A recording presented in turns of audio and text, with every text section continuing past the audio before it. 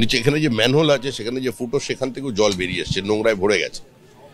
এখন এদের বক্তব্য হচ্ছে যে বারবার কাউন্সিলরকে জানানো সত্ত্বেও, একাধিকবার এখানে শর্ট সার্কিট হওয়ার পরেও আজকে এখানের ইলেকট্রিসিটির ক্ষেত্রে কোনো ব্যবস্থা সরকার বা অন্য কোনো সংস্থার পক্ষে নেওয়া হয়নি। এটা অত্যন্ত বিপজ্জনক দিক। এদের একটাই দাবি যে যা হবার তো হয়ে গেছে। সামনে অনেক ব্যবসায়ী আছেন যারা ছোট ছোট দোকানদার আছেন, দুর্গাপুজোর আগে তাদের আটা, তাদের চাল বা বিস্কিট, অন্যতম সামগ্রী সমস্ত জলে নষ্ট হয়ে গেছে। এই বস্তিটার মধ্যে অনেকের আলমারি চলে গেছে। তো এদের পাশে দাঁড়ানোর জন্য এখনো পর্যন্ত এই অঞ্চলে কোনো কাউন্সিলর, এমএলএ, এমপি কেউই আসেননি।